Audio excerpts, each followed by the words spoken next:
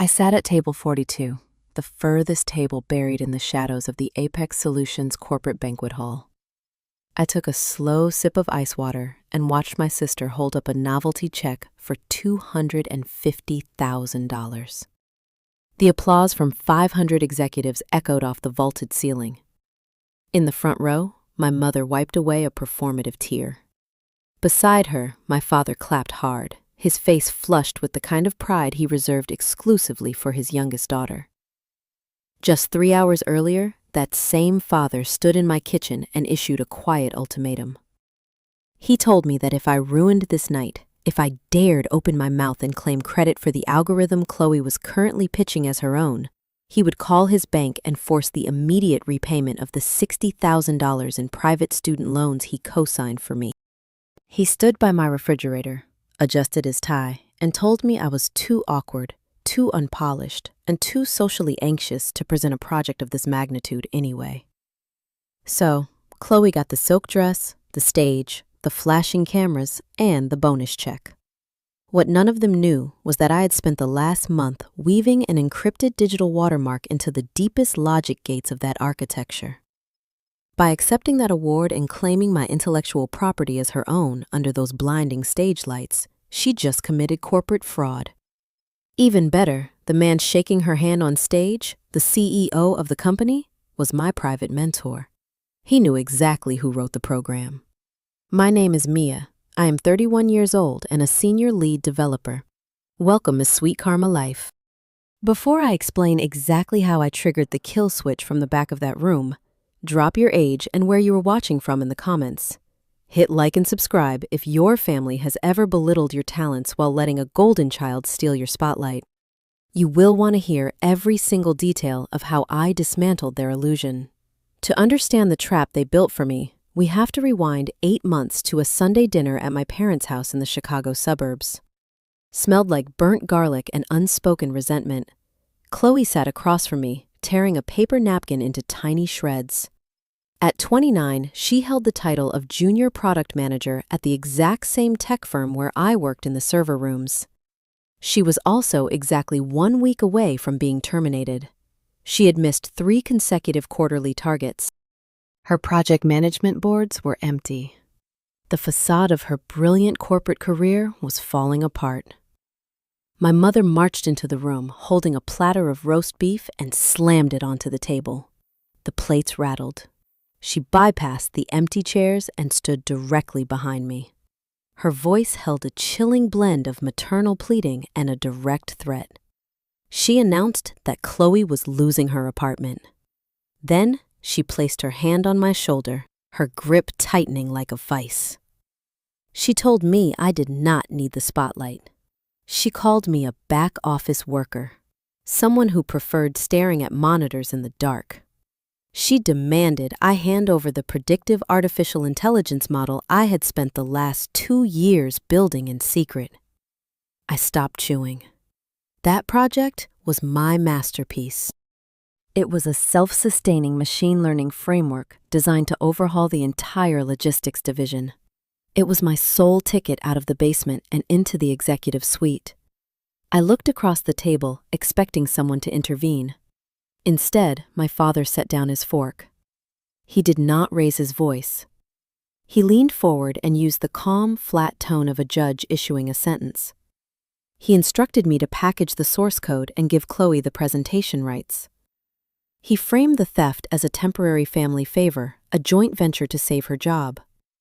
He promised I would receive full back-end credit once the launch was secure.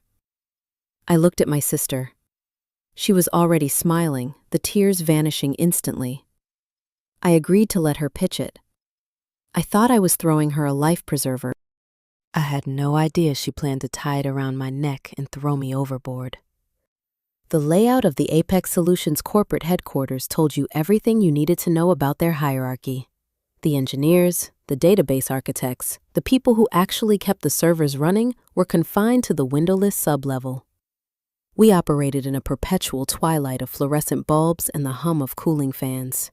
4 floors above us, bathed in natural light and separated by frosted glass partitions, sat the product managers. That was where Chloe lived. At 29, she treated her job like a social club.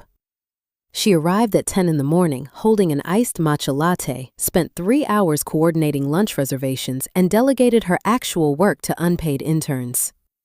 I knew this because I often had to fix the broken code her department pushed through the pipeline. For 6 months, the whispers around the water cooler were getting louder. Chloe had missed 3 consecutive quarterly launch windows. Her latest supply chain interface was a disaster, plagued by memory leaks and latency issues she refused to address. Upper management was quietly circulating a performance review that ended with a recommendation for termination. Her head was squarely on the chopping block. I, on the other hand, spent my weekends building a ghost in the machine. It was a side project, a predictive artificial intelligence framework designed to anticipate logistical bottlenecks before they occurred. I poured hundreds of hours into it. It was elegant, brutal in its efficiency, and capable of saving the company millions in wasted transit costs. I kept it stored on an encrypted flash drive, waiting for the right moment to pitch it directly to the executive board. It was my key out of the basement.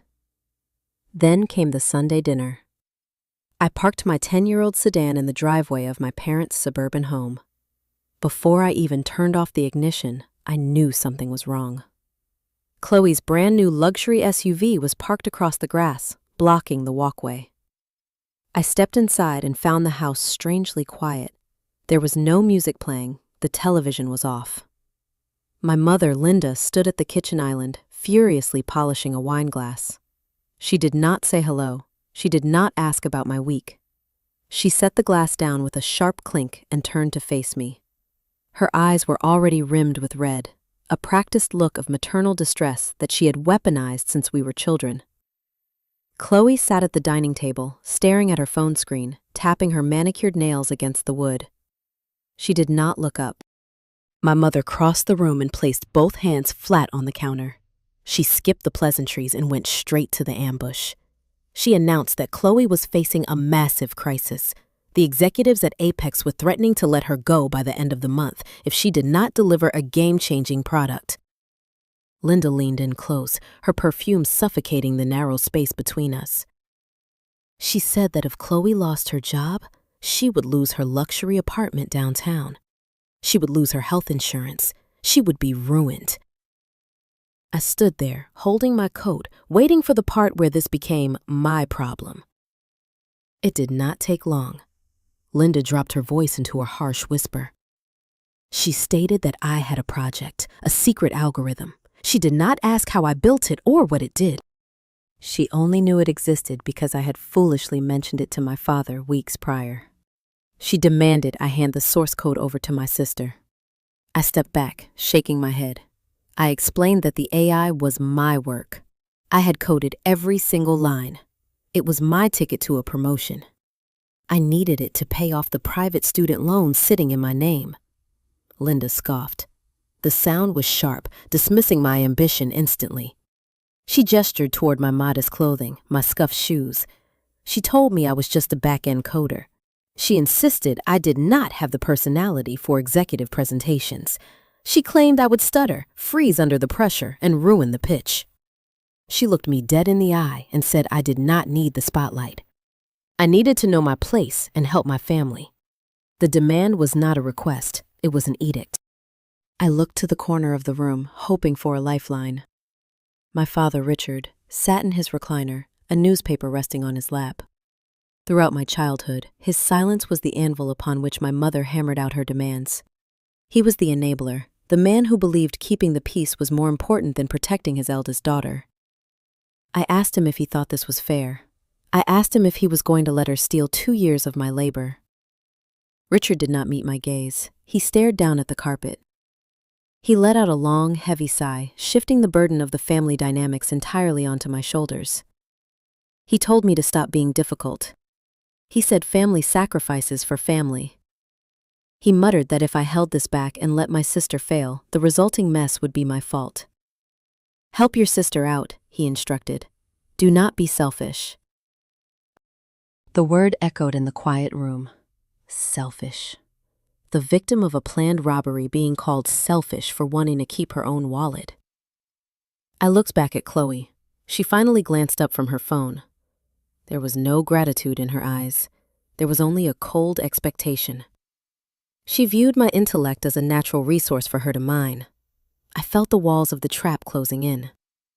If I refused, my parents would make my life a living nightmare. They would withhold their signatures on the loan deferments. They would poison the rest of the extended family against me. I needed time. I needed to protect my job at Apex without triggering a domestic war. I took a deep breath and offered a compromise. I told them I would share the underlying logic with Chloe. I would structure the presentation. We would pitch it as a joint venture. I would do the technical heavy lifting in the background, and she could stand on stage and deliver the talking points. We would share the credit, and she would keep her job. Linda immediately smiled, the tears vanishing as if a director yelled cut. She pulled me into a rigid hug, patting my back and praising my obedience. Richard picked up his newspaper again, satisfied the unpleasantness was over. Chloe finally smiled, thanking me in a tone so hollow it sounded rehearsed. I walked out of that house believing I had negotiated a truce. I thought establishing a shared credit agreement was a firm boundary. I thought I was throwing my sister a life preserver to keep her afloat during her performance review. I drove back to my small apartment, opened my laptop, and began formatting the files for her to read. I operated under the delusion that blood meant loyalty. I failed to realize that parasites do not share the host, they consume it. I thought giving her partial access would satisfy them. I did not realize she was already preparing to erase my name from the document entirely and claim the crown for herself. That was my final mistake. The invasion had begun. The illusion of a joint venture lasted exactly 18 days. That was how long it took for my sister to strip my identity from the project entirely. The evidence arrived in my inbox on a Tuesday morning. It was a company-wide email from the marketing department announcing the upcoming quarterly review presentations. Attached was the finalized slide deck for the new predictive artificial intelligence model. I clicked the PDF file. The title page loaded in crisp, high definition. It displayed the sleek logo of the software, the projected revenue metrics, and the core architecture summary. Centered at the bottom of the screen, in bold silver font, was the author attribution. It read, Lead Architect and Visionary, Chloe Harper. My name was nowhere on the page. I scrolled to the second slide. Nothing. I went through all 42 pages of the document. The wireframes I designed, the data sequencing charts I rendered, the operational logic I spent 2 years refining were all there. But Mia Harper did not exist. I had been erased.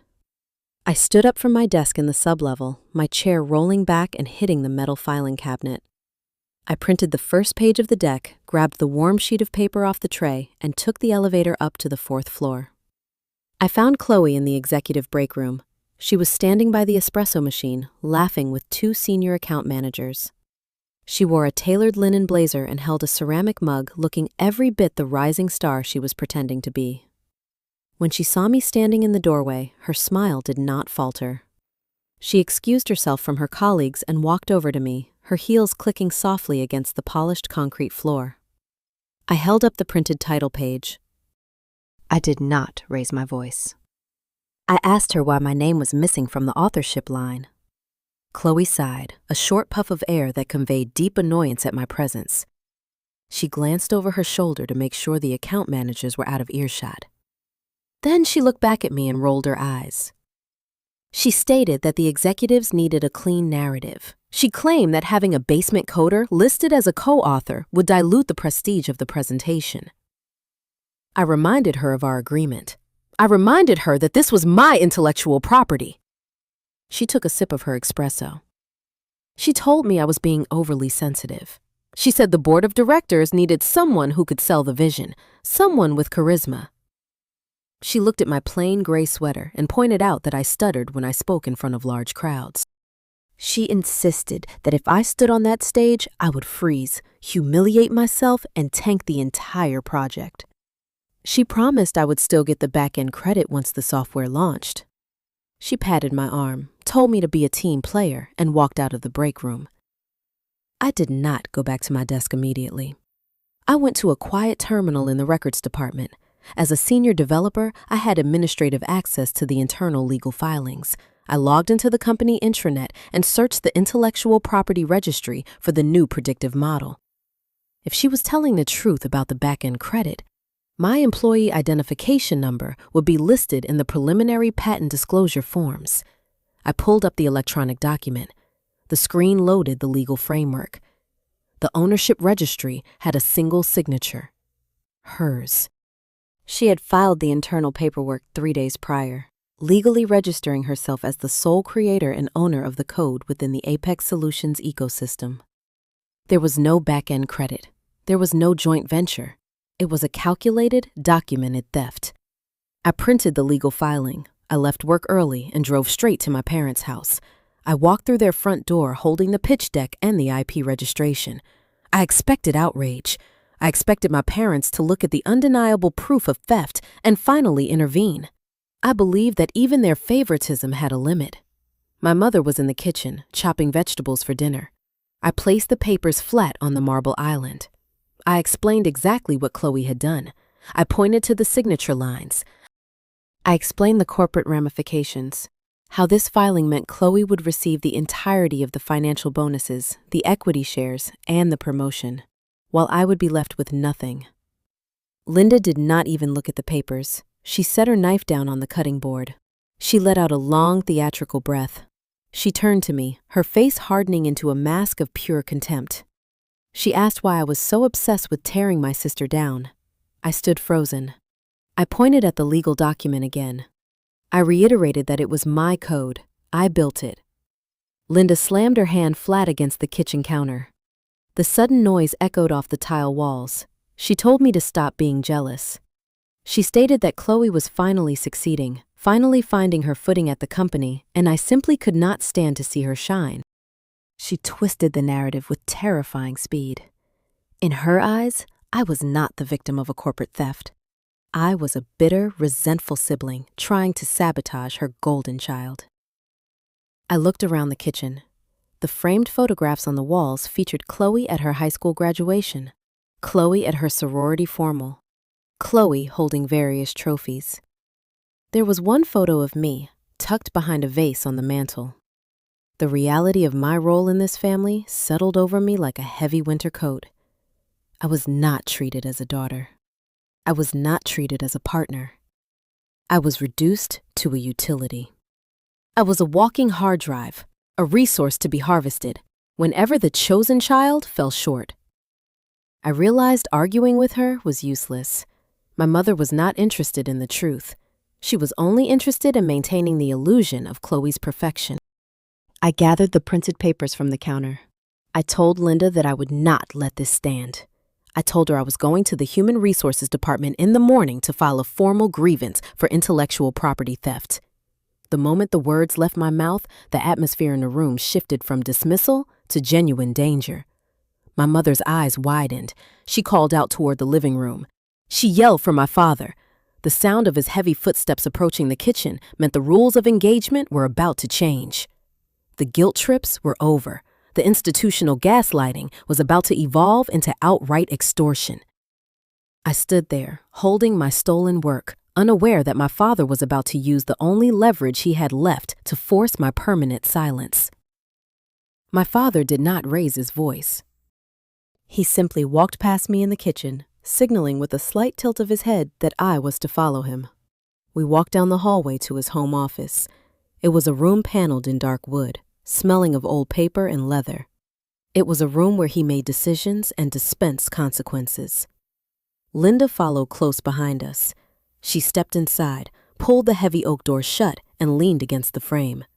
She deliberately blocked the only exit. Richard sat down behind his mahogany desk. He did not gesture for me to take a seat. He opened his bottom drawer, the one he kept locked, and pulled out a thick manila folder. I recognized the faded green tab on the side immediately. It held the original financial paperwork for my college tuition.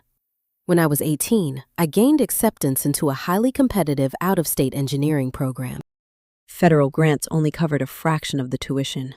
My parents refused to pay the difference out of pocket. They insisted they needed their liquid capital for a planned kitchen remodel and to cover the exorbitant fees for the private high school Chloe was attending at the time. Instead of helping, Richard loaned me $60,000 directly from his own business account. But he did not do it as a father. He did it as a creditor. He signed a private demand promissory note. For almost a decade, I made the monthly payments religiously, directly to him, sacrificing my own savings to keep the account current. The trap was buried in the fine print. A demand note meant he legally held the right to call the entire remaining balance due immediately, at any time, for any reason. He placed both hands flat on the folder. He looked up at me with the cold, detached eyes of a warden evaluating an inmate. He stated that if I walked into the Human Resources Department at Apex Solutions, I would be making a permanent and catastrophic mistake. He laid out the sequence of events with chilling precision. He explained that if I filed a formal grievance against a rising manager, it would trigger an immediate internal audit. Chloe would have her promotion frozen. The corporate legal team would likely view the entire situation as a volatile domestic dispute spilling over into the workplace. They would view me as a liability. He said they might fire both of us just to avoid a messy public scandal. Then he tapped the manila folder with his index finger. He explained the financial reality of my defiance. He told me that if I embarrassed the family, if I caused his youngest daughter to lose her job and her luxury apartment, he would officially execute the demand clause on my promissory note. He would not just ask for the money. He would file an immediate civil suit against me for the remaining balance. He detailed the mechanics of the threat. He knew my exact salary. He knew my monthly rent.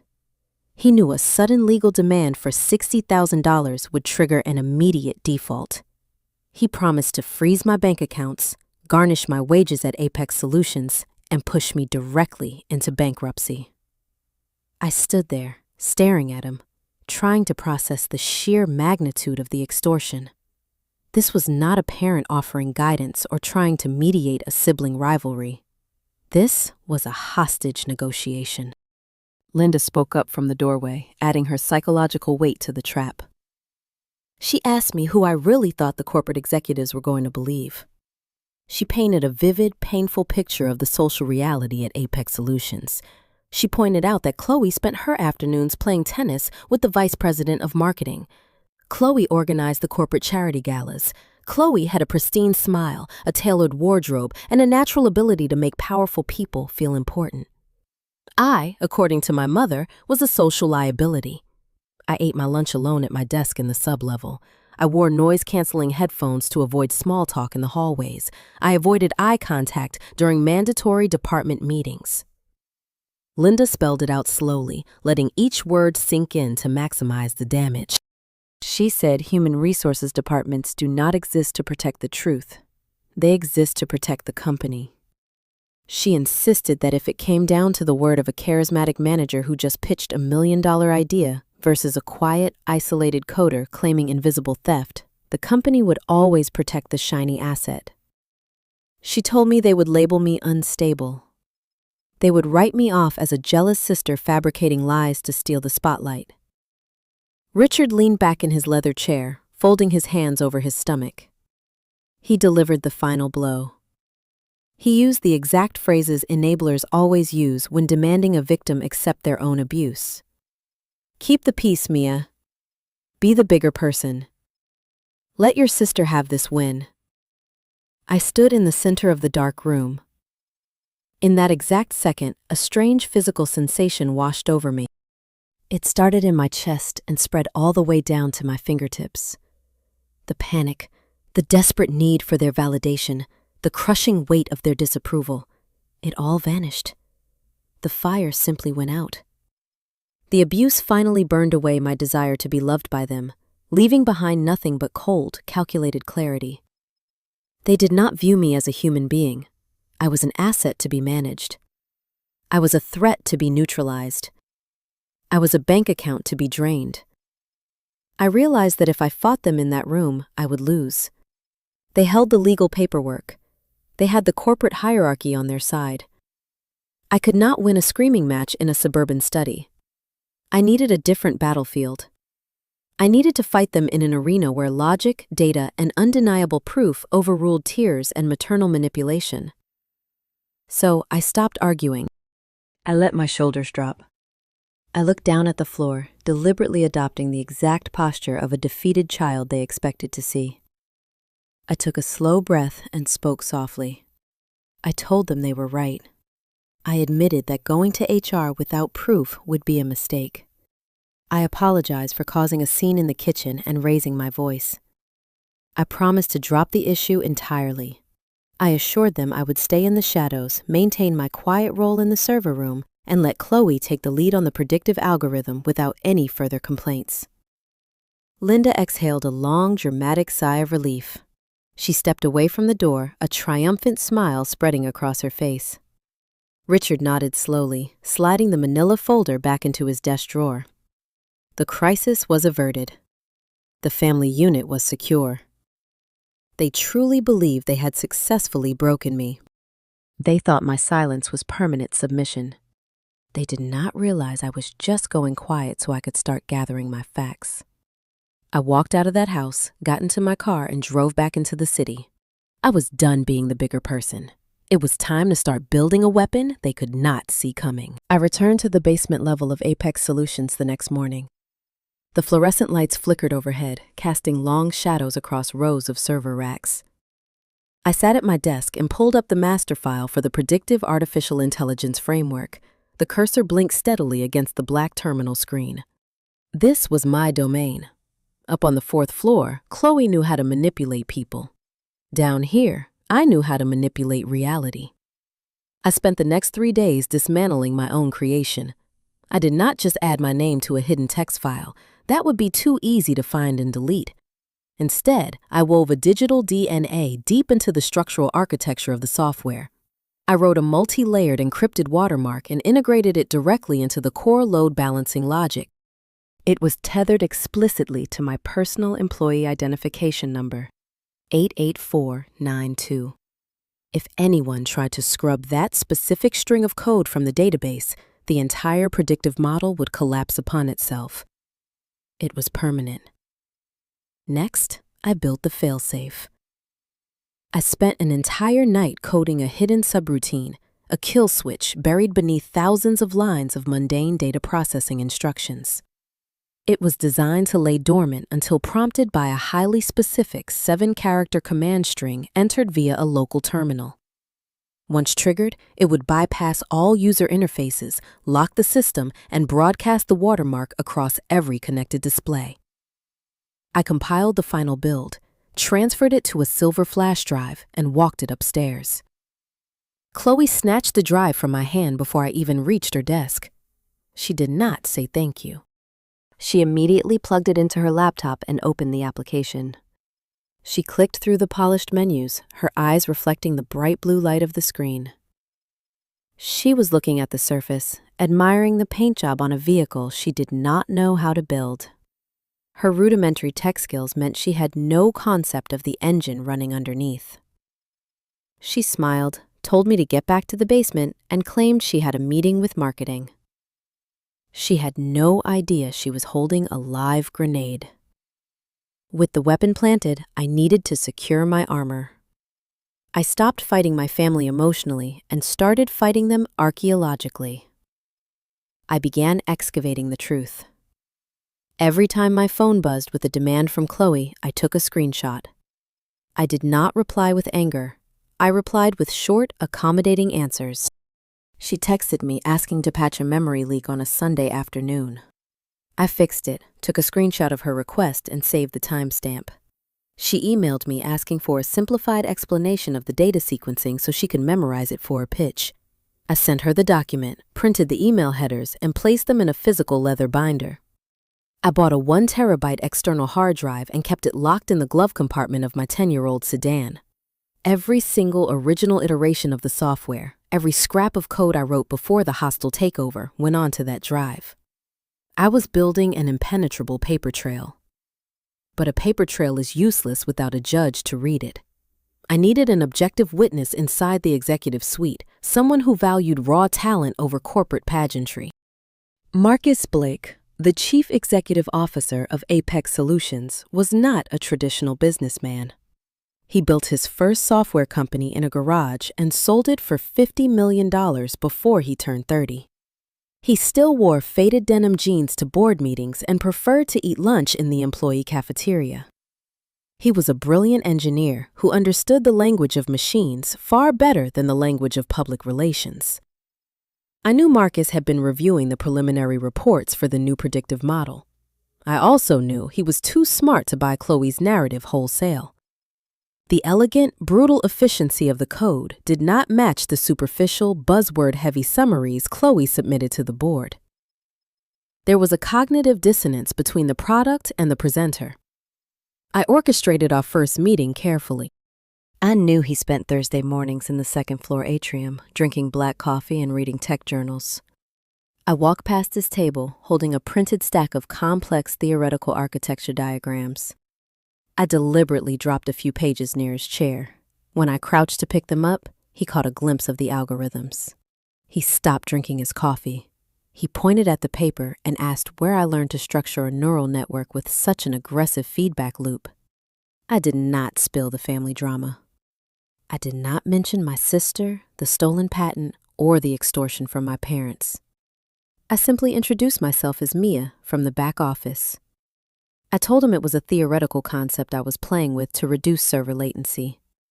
I asked him a highly specific question about database management, a question only a true architect could answer. Marcus sat forward. The board executive vanished, replaced by an excited engineer. We talked for 45 minutes. By the end of the conversation, he asked me to start sending him weekly emails regarding my theoretical models.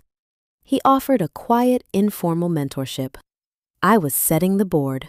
I was placing my pieces in position, ensuring that when the truth finally came out, the most powerful man in the building already knew exactly what my mind was capable of producing.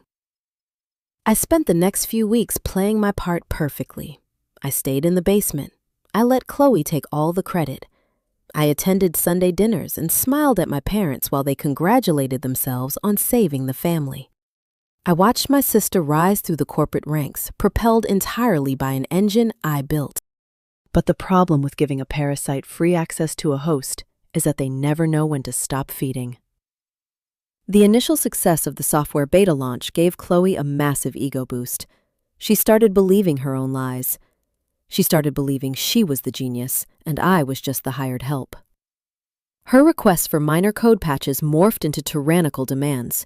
She wanted the impossible, and she wanted it immediately, setting the stage for a level of abuse that would soon force my parents to cross a dangerous legal line just to keep me under control. The beta launch of the predictive logistics framework hit the corporate ecosystem like a shockwave. Within 72 hours, Chloe was elevated from a struggling junior manager to the golden child of the fourth floor. Apex Solutions rewarded her with a mid-year bonus and a dedicated parking spot near the front entrance. She used the money to lease a pearl-white Tesla. I watched her pull into that spot every morning from the basement stairwell, the silent electric motor gliding across the pavement. She started wearing designer trench coats and leaving early to record guest appearances on regional business podcasts. One afternoon, I walked into the employee cafeteria and saw her face broadcasted on the wall-mounted television. She was sitting in a soundproof studio, wearing heavy headphones, confidently explaining the complex neural network architecture I had spent 2 years designing.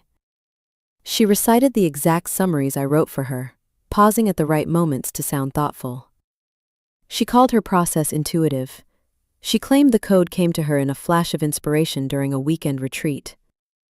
The adoration at the office was quickly matched by the worship she received from our parents. There were no more forced Sunday dinners.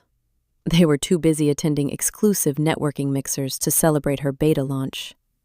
Instead, the evidence of her new status materialized around me like monuments. My mother framed a glossy magazine article featuring a stolen quote from Chloe about women in technology and hung it directly above the entryway console. My father bought her a vintage gold watch, proudly declaring that a tech visionary needed to look the part. I did not complain.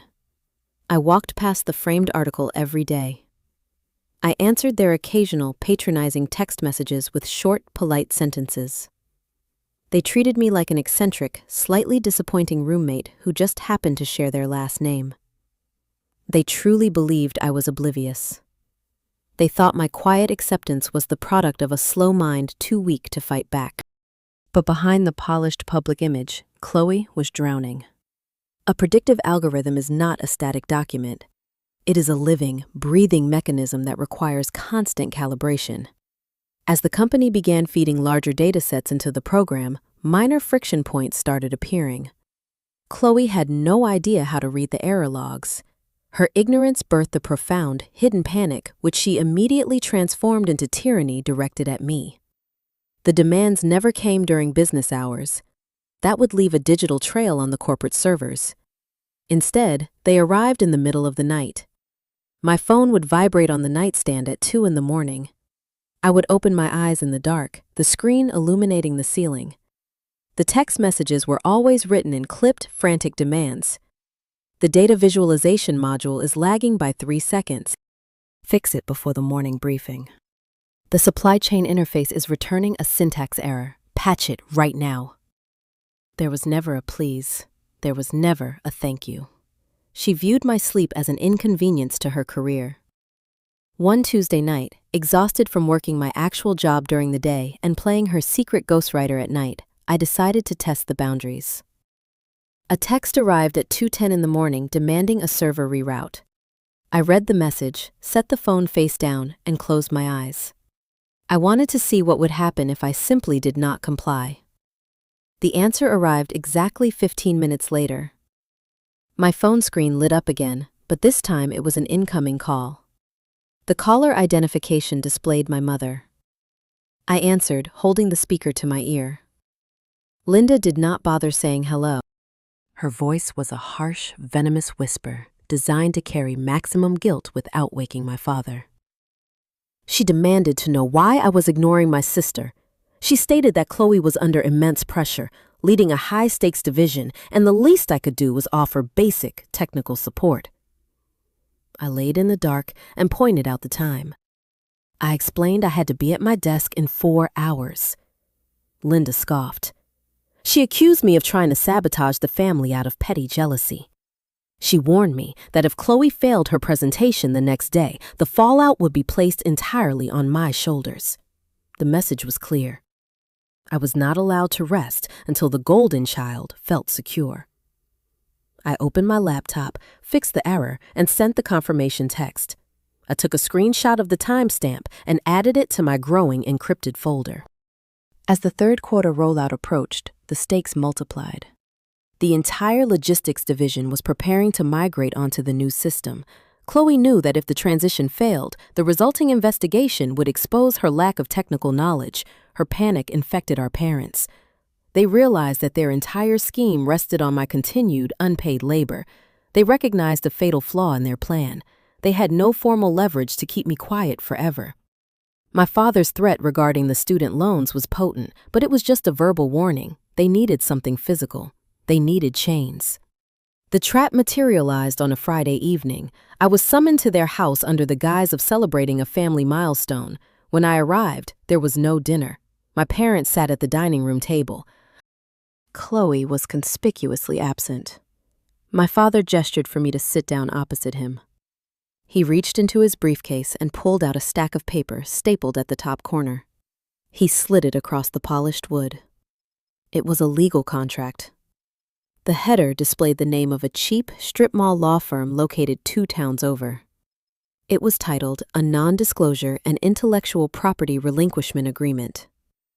I read the first page. The language was clumsy, filled with redundant legal jargon. It explicitly demanded that I formally surrender all claims of creation, ownership, and back-end credit for the predictive logistics framework.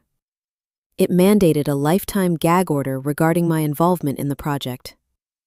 In exchange for this surrender, the contract offered a vague promise of continued family harmony and a guarantee that my father would not call the loan debt due.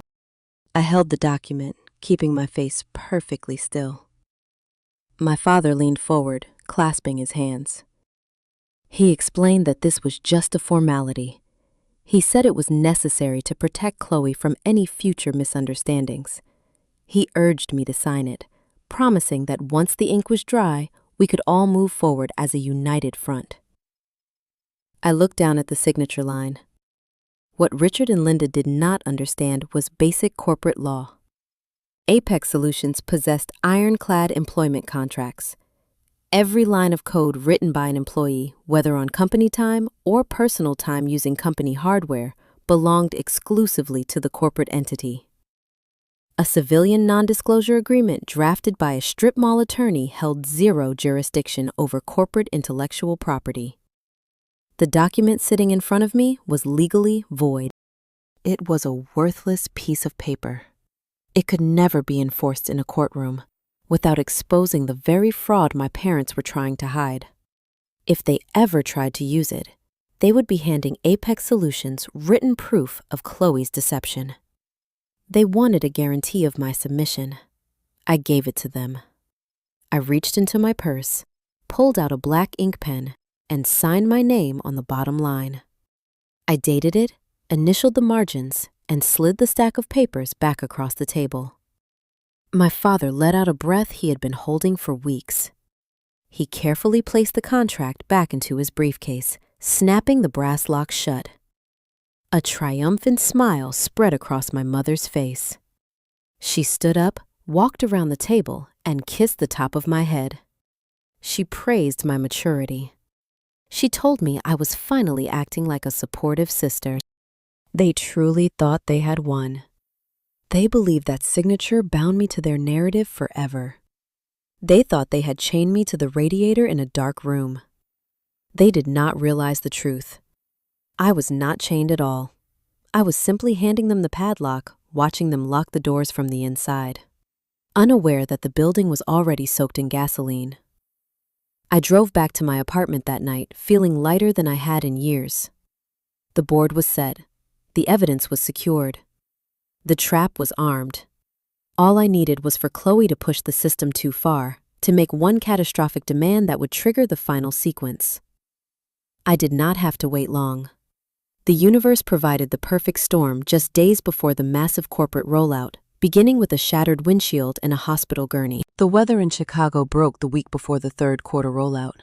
It rained for 3 days straight, a relentless downpour that turned the city streets into slick, hazardous corridors. I left the Apex Solutions parking garage late on a Thursday evening. My mind was running through the final load balancing sequences of the predictive algorithm. I stopped my 10-year-old sedan at a red light on Michigan Avenue. The wipers pushed heavy sheets of water across the glass. The light turned green. I pressed the accelerator and pulled into the intersection. That is the last normal memory I have of that night. A heavy-duty pickup truck ran the perpendicular red light. The driver never touched his brakes. The impact hit the driver's side door with the force of a bomb. The sound of tearing metal drowned out the rain. The side window shattered inward, covering me in thousands of tiny glass cubes. The side airbag deployed, striking the side of my head like a concrete block. My car spun twice before slamming into a traffic light pole. The smell of burnt gunpowder from the airbag deployment filled the cabin. I tasted copper in the back of my throat. I could not move my left arm. The pain radiating from my shoulder was a sharp, blinding heat that stole my breath. Sirens wailed in the distance, growing louder until red and blue lights painted the rain-soaked dashboard. Emergency medical technicians pried the crushed door open. They secured my neck with a rigid collar, slid a backboard beneath me, and pulled me from the wreckage. The trauma center was a chaotic blur of fluorescent lights, squeaking rubber shoes, and shouting voices. A doctor in blue scrubs stood over me, holding trauma shears. He cut my sweater open to examine my chest. The diagnosis came quickly. I had a fractured left collarbone, 2 bruised ribs, and a severe concussion. The lights above me left bright after images in my vision. The room tilted every time I tried to turn my head. Because the main rooms were full, a nurse pushed my gurney into a narrow, curtained alcove in the hallway. She handed me a thin, heated blanket that did little to stop my shivering. The nurse held up a clear plastic evidence bag. Inside was my cell phone. The screen was cracked, but it still worked.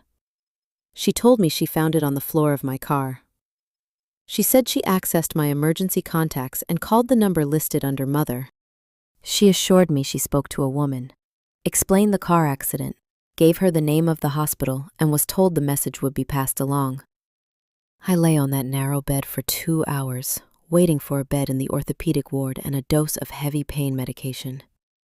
Every time the automatic sliding doors at the end of the hall opened, I watched the gap in my curtain. I expected my father to walk in holding his wet coat. I expected my mother to rush to the bedside demanding to see a doctor. This expectation was a lingering habit from childhood.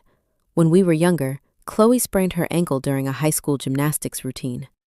Linda slept in a stiff plastic chair next to her bed for 3 consecutive nights, refusing to leave her side. Richard bought her a television for her bedroom so she would not be bored while icing her leg. Conversely, when I was 12, I fell off a bicycle and broke my wrist. I walked home holding my arm against my chest. Richard told me to put ice on it and stop crying because he was trying to watch a golf tournament. They waited until the next morning to take me to a clinic. I knew the hierarchy of care in my family, but I still harbored a foolish hope that a violent car crash might override their programming. The phone inside the plastic bag vibrated against my hip. I reached over with my uninjured right hand. My fingers were trembling. I unzipped the plastic seal. The cracked glass of the screen lit up the dark alcove. I had 3 new text messages. They were not from my mother, they were from Chloe. I opened the conversation thread. None of the messages asked if I was alive. None of them asked if I was bleeding, or if I needed surgery, or if I was afraid. The predictive software was glitching. The massive datasets required for the upcoming presentation were overwhelming the unpatched servers on the 4th floor. Chloe was panicking because her polished interface was freezing. Her texts appeared one after another, separated by mere seconds. The first message read, "Mom said you were at the hospital." The second message read, "Tell a nurse to get you a laptop right now. The visualization module is crashing and I have the gala tomorrow." The third message read, "If this system crashes before my presentation, Dad says he is calling your loan due in the morning. Fix it now." I stared at the glowing pixels. A nurse walked past my curtain carrying a tray of intravenous bags. A man in the next alcove groaned in pain. The monitors attached to my chest beeped a steady, rhythmic tempo. I let out a slow, quiet sigh. I looked down at my right hand, still gripping the heavy phone. Dried blood from the shattered windshield was flaking off my knuckles, stark against my pale skin. I did not type a paragraph explaining my injuries. I did not argue. I simply opened the company virtual private network application installed on my phone. I bypassed the main firewall and accessed the server load balancers using only my thumb. I saw the error immediately. She was trying to run a simulation without allocating enough virtual memory. I typed a single command line to stabilize the server. The code corrected itself. The presentation was safe. Before I closed the application, I took a screenshot of her 3 text messages, ensuring the timestamp and the cracked screen interface were visible. I uploaded the image to my encrypted external drive. Then I opened the text thread and typed my reply. 2 words. All fixed. I locked the phone, dropped it onto my chest, and closed my eyes. The trap was no longer just armed. The safety was off. I had given her the exact rope she demanded. She had the stabilized code she needed for the Apex Solutions annual gala the next evening. She thought she had secured her crown and intimidated me into permanent submission. She had no idea. She just guaranteed her own spectacular, inescapable public destruction. 24 hours after the hospital discharged me, I walked into the grand ballroom of the Palmer House Hilton.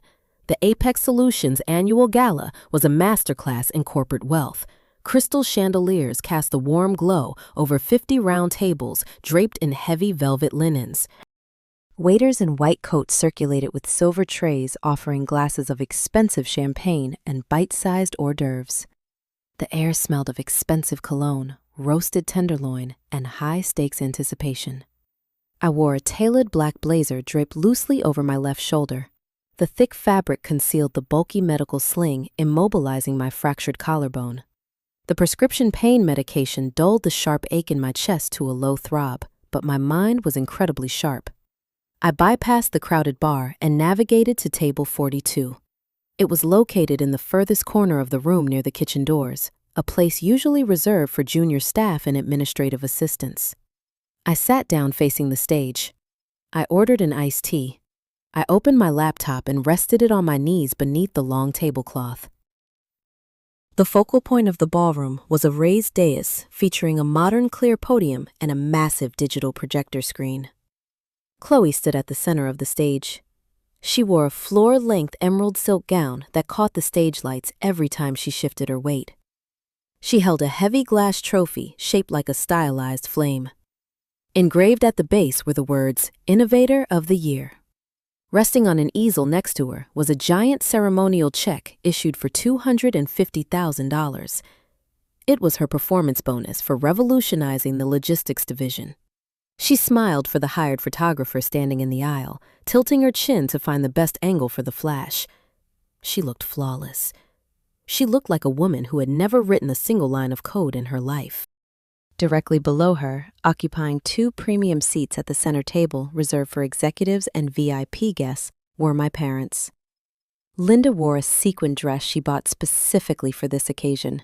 She leaned across the table, whispering to a senior board member and pointing up at her daughter with a manicured finger. Richard sat back in his padded chair, swirling a measure of expensive whiskey in a lowball glass. He had a smug, satisfied smirk resting on his face. He truly believed his brutal negotiation tactics in his home office had secured his family a permanent stream of income and corporate prestige. They thought my absence from the front row was proof of my ultimate submission. They assumed I was sitting in the dark because I was ashamed of my own awkwardness, just as they had trained me to be. They had no idea I was sitting in the dark because it offered the best vantage point for a sniper. The dull roar of conversation in the ballroom quieted as Marcus Blake approached the podium. The chief executive officer adjusted the microphone stand. He did not wear a traditional tuxedo. He wore his standard dark denim jeans and a fitted navy blazer, projecting the image of a tech visionary. He looked out over the crowd of 500 investors, board members, and department heads. He spoke eloquently about the future of supply chain management. He described the predictive logistics framework as a monumental leap forward for the company.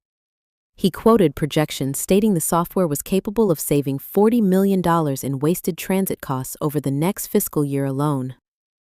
He built the anticipation in the room perfectly. He then turned to Chloe, gestured with an open hand, and invited her to demonstrate the software live for the shareholders. The applause was deafening, echoing off the high ceilings. Chloe stepped up to the microphone. She carefully placed her trophy on the recessed shelf below the podium. She grasped the edges of the clear stand. Her voice echoed through the high-fidelity speakers, steady and confident.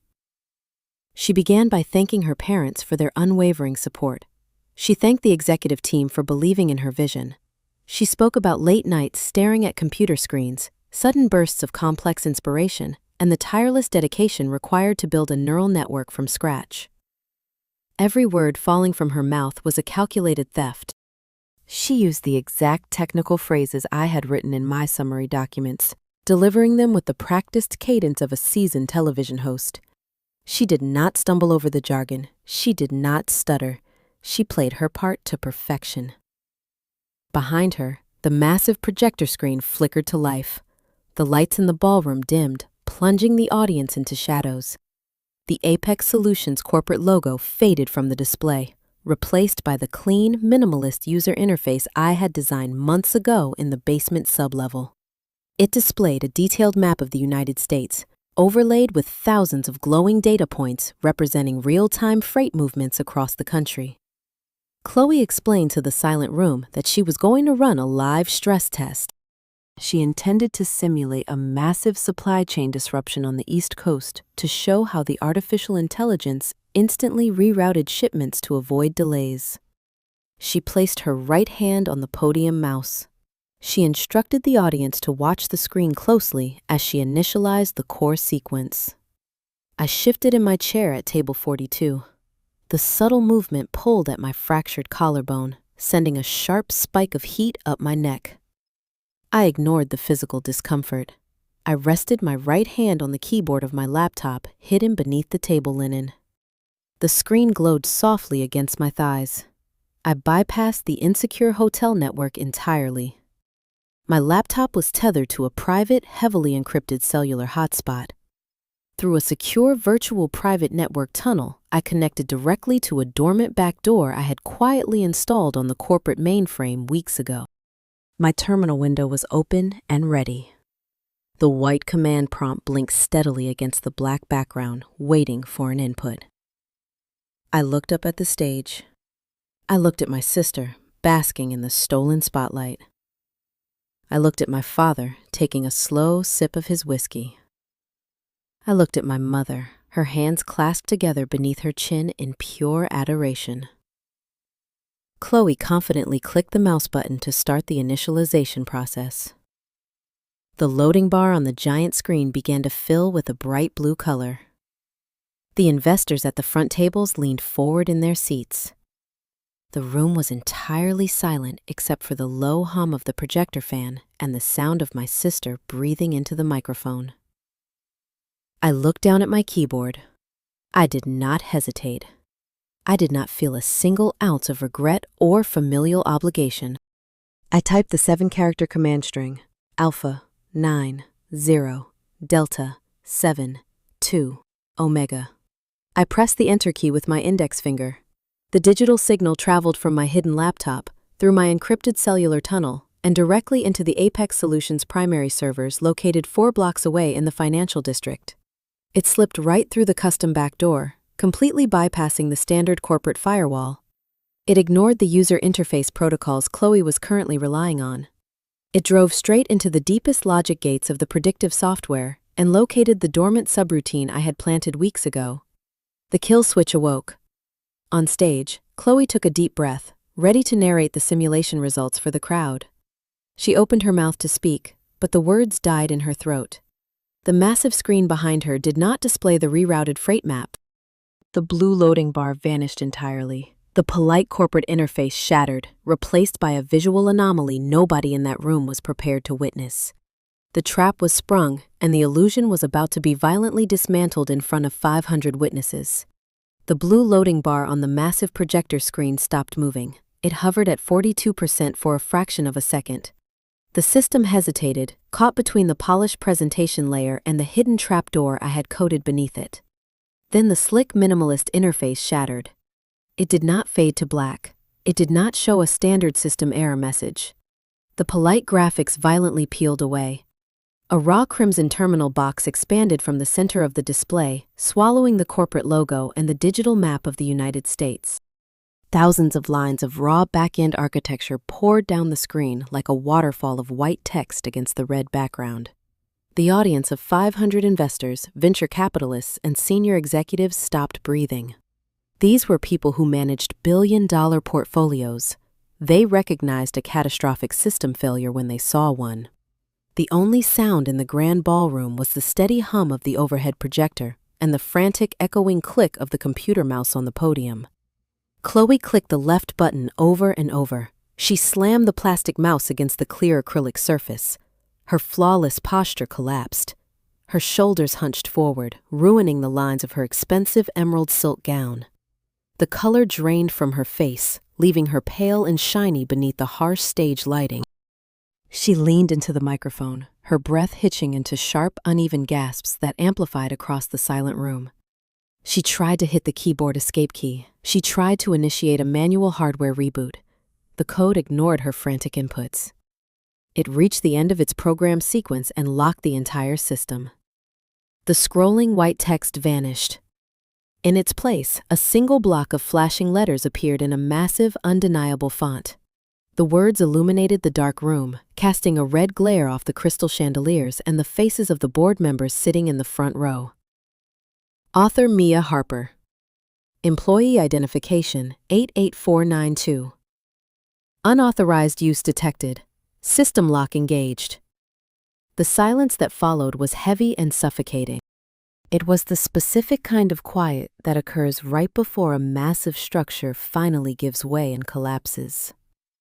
500 of the most powerful people in the Midwestern technology sector stared at the screen, reading the proof of intellectual property theft broadcasted in real time. They knew a digital watermark of that magnitude, woven so deeply into the foundational logic gates, could only be embedded by the original architect of the software. They knew a junior product manager from the 4th floor could never bypass a core system security override. I watched from table 42 in the back corner of the room. I watched the carefully constructed illusion die. In the front row, my father lowered his lowball glass. The amber whiskey sloshed against the ice. The smug satisfaction melted from his features, replaced by a rigid, terrified stiffness.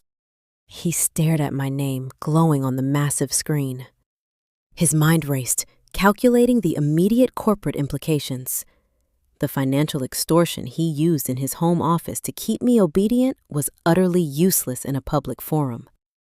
He could not leverage a student loan repayment to cover up a felony that was currently being witnessed by the entire executive board and key external shareholders. His primary weapon had just been rendered obsolete. Beside him, my mother stood up. Her chair scraped loudly against the polished hardwood floor, a harsh sound that cut through the silence. She did not look at her golden child standing frozen on the stage. She turned around and frantically waved her hands at the audiovisual technicians operating the sound and light boards in the upper balcony. She gestured wildly, silently demanding they cut the main power to the projector. She wanted to plunge the ballroom into darkness to hide the truth. The technicians ignored her. They were company employees, and they were busy staring at the massive security breach unfolding above them, realizing their own jobs might be on the line if they tampered with the compromised internal network. Chloe abandoned the computer mouse. She gripped the edges of the clear acrylic podium, her knuckles turning bone white. She looked down at the VIP table, searching the crowd for her parents, searching for someone to fix the problem she had created. But there was no rescue coming. The shield they had built for her was gone. The parasite had finally consumed all the resources of the host, and now she was starving on a brightly lit stage with nowhere to hide. Marcus Blake did not panic. The chief executive officer sat at the center table, resting his chin on his folded hands. He studied the flashing red screen with clinical interest.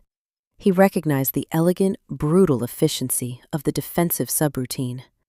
He remembered the complex theoretical architecture diagrams I had deliberately dropped in the second-floor atrium weeks ago.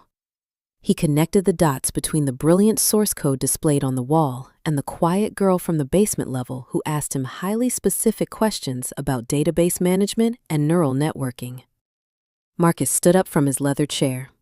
He did not rush. He calmly buttoned his dark navy blazer, walked up the 3 carpeted steps to the stage, and stood right next to my sister. Chloe looked at him, tears welling in her eyes, preparing to launch into a hastily rehearsed defense. She opened her mouth, likely preparing to blame a rogue hacker, a disgruntled former employee, or a technical malfunction. Marcus did not even look at her. He reached out and smoothly pulled the microphone stand away from her trembling hands. He stepped to the center of the stage, physically placing himself between Chloe and the audience, cutting off her line of sight to the investors. He scanned the grand ballroom. His eyes tracked past the front row, past the panicked faces of the account managers, past the murmuring shareholders. He looked deep into the shadows at the very back of the hall.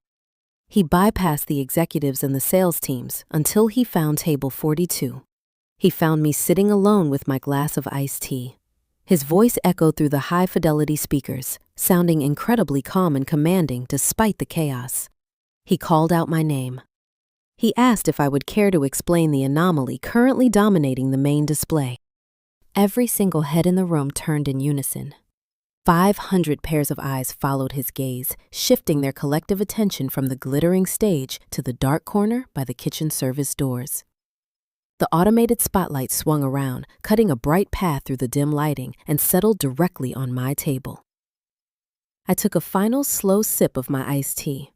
The ice clinks softly against the glass, a tiny, mundane sound amidst the absolute corporate silence. I set the glass down and calmly closed my laptop screen. The soft click of the lid shutting was a definitive end to my time in the shadows. I stood up. The physical movement pulled at my fractured collarbone, sending a sharp throb of pain through my shoulder. But I did not let a single muscle in my face twitch. I kept my posture perfectly straight. The black blazer draped over my left arm effectively concealed the medical sling from the crowd. I was not the terrified, awkward girl my mother always described. I was the architect, standing tall and calmly surveying the demolition of a building I had rigged to blow. I reached down and picked up the thick leather binder resting on the empty chair next to me. It contained the printed text messages with their precise late-night timestamps. It held the original source code iterations proving my timeline of creation. It held the emails demanding immediate bug fixes while I lay in a hospital bed. And finally, it held the legally void non-disclosure contract my parents had forced me to sign under duress. It was a physical manifestation of their cruelty and a documented history of their corporate fraud. I grasped the binder tightly in my right hand.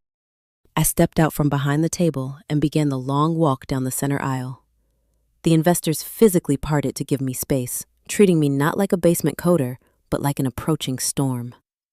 My mother watched me draw nearer, her face a portrait of sheer horror. My father stared straight ahead, realizing the hostage had just walked into the room holding all the leverage. I did not look at them. I kept my eyes focused entirely on the chief executive officer holding the microphone. The battle of the basement was over. The corporate reckoning had arrived. I reached the front of the ballroom. The thick carpet absorbed the sound of my footsteps. Marcus Blake stood waiting at the edge of the stage. He did not ask for the microphone back. He handed it to an audiovisual technician. He stepped down the carpeted stairs to meet me on the floor level. I extended my right hand and handed him the heavy leather binder. He opened it right there, standing between the VIP tables and the glowing red projector screen. The first page he examined was the original source code iteration dated 2 years prior, stamped with my internal employee identification number. His eyes scanned the familiar syntax he had seen me studying in the atrium weeks ago. He flipped the heavy paper. He saw the printed text messages from the hospital. He saw the timestamp reading 2 a.m, where Chloe demanded a system patch while I was waiting for painkillers in a trauma ward. He studied the photograph of my cracked phone screen resting on a hospital blanket.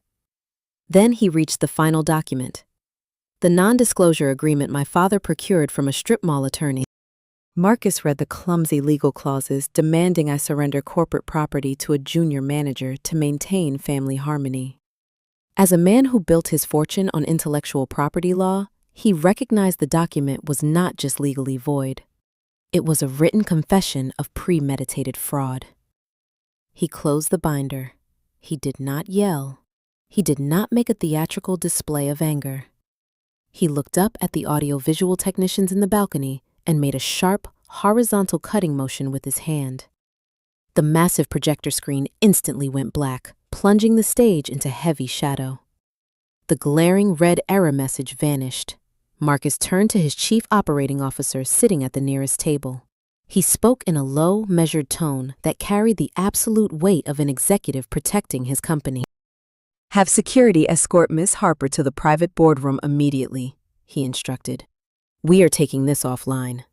The chief operating officer stood up and signaled into the dark. 2 men wearing dark suits stepped out from the shadows near the catering exit. They bypassed the murmuring crowd and walked directly toward the stage with the chilling precision of corporate fixers. Chloe stood frozen in the sudden dimness of the stage. The heavy glass trophy slipped from her hands and hit the acrylic podium with a loud crack. She looked down at the center table. She expected my father to stand up and shield her. Richard remained firmly in his seat. His knuckles were white around his whiskey glass. Threatening a civil lawsuit over a private loan meant nothing when his youngest daughter was about to be indicted for defrauding a publicly traded company. He abandoned her instantly to save himself. The security guards flanked Chloe. They did not grab her arms, but their presence formed an unyielding wall. One of them leaned in and quietly informed her that the executive committee was waiting for her downstairs. They pointed toward the side exit. Chloe descended the stairs, her emerald dress dragging across the floor. There was no screaming. There was no dramatic physical struggle. She was simply and efficiently erased from the ballroom, leaving her bonus check standing alone on the easel in the dark. She walked out of the technology sector forever. The crowd began to buzz with hushed conversations. Investors whispered to board members. The illusion was dead. I turned to walk back down the center aisle. I wanted to gather my laptop, leave the hotel, and go home. Before I could take 3 steps, a hand clamped onto my uninjured right arm. It was my mother. Linda had abandoned her seat and rushed into the aisle. Her sequined dress caught the stage lights. The mask of the proud, composed matriarch had dissolved into frantic desperation. Tears streamed down her cheeks, ruining her carefully applied makeup. She leaned in close, her voice a ragged whisper. But she did not look at my face. Her wide, panicked eyes darted wildly over my shoulder, scanning the shadows of the ballroom. She was staring at the glowing rectangles of dozens of cell phones held up by the investors in the front rows. The tiny red recording lights reflected in her terrified pupils. She dug her manicured nails into my jacket sleeve and begged me to march back to the microphone. She pleaded with me to tell the crowd it was a promotional stunt, a planned simulation, a joke. She frantically whispered that the president of her country club was sitting at table 7 watching her. She hissed that I was making her a public laughingstock over a simple piece of software. I looked down at her shaking hand. I did not pull away. I did not need to feel anger. Her frantic, darting eyes proved everything I already knew. She was not mourning her golden child. She was mourning her own social survival. I spoke quietly, ensuring my voice did not carry beyond the space between us. I told her that she built this trap. I reminded her she demanded my silence. I reminded her she forced my signature while threatening my financial ruin. I looked right through her. Boundaries are not walls, I said. They are doors. And I just locked yours. Her grip loosened. I stepped past her, leaving her standing alone in the center of the room, surrounded by 500 witnesses who now knew exactly what kind of mother she was. The fallout the next morning was swift and merciless. Human Resources did not call Chloe into a meeting. They sent a courier to her apartment with a formal termination letter citing gross misconduct and intellectual property theft. The company invoked a strict clawback provision in her employment contract. They stripped her of the $250,000 bonus because she had already used a portion of that money as a down payment on her luxury vehicle. The dealership repossessed the pearl white Tesla from her parking garage by the end of the week. Apex Solutions did not stop there. The board of directors filed a civil lawsuit against her for corporate fraud, seeking heavy damages for the legal fees required to audit and update their internal patent filings. My parents attempted to shield her from the consequences. They hired an expensive defense attorney. They drained their retirement savings accounts to pay the initial retainer. When the liquid capital ran out, Richard took a second mortgage on their suburban home. The severe financial strain fractured their marriage. The quiet resentment that had always existed beneath the surface of their relationship erupted into daily screaming matches. They spent their remaining years fighting a legal battle they could never win. Because the evidence against their daughter was hard-coded into a corporate server, Richard never filed the paperwork to execute the demand note. He could not afford the legal fees required to initiate the lawsuit. He was too busy trying to keep his own house out of foreclosure. My trajectory moved in the opposite direction. Marcus Blake called me into his office on Monday morning. He returned my leather binder. He offered me a seat at his private conference table. We did not discuss my family. We did not discuss the drama at the gala. We discussed the neural network architecture and the future of the logistics division. He offered me the position of vice president of software development. The promotion came with a salary triple my previous earnings and a substantial equity package in the company. I accepted the offer. I moved out of my small basement apartment. I leased a penthouse in a high-rise building overlooking the Chicago River. The windows were floor-to-ceiling glass, flooding the rooms with natural light. I hired a financial advisor and wired the exact remaining balance of the demand note directly into Richard's account, severing the final financial tie to my father forever. I changed my phone number. I did not leave a forwarding address. I spent my weekends attending industry conferences and building a network of peers who respected my intellect. I surrounded myself with a chosen family, people who valued me for who I was, not for what they could extract from me. The conflict ended with the ultimate consequence: total detachment. Exactly 1 year after I walked out of that ballroom, I stood by the floor-to-ceiling windows of my downtown penthouse, holding a cup of black coffee. The morning sun reflected off the Chicago River. My phone did not ring at 2 a.m. with frantic demands for code patches. The silence in my life was no longer a heavy, suffocating weight. It was the peaceful sound of freedom.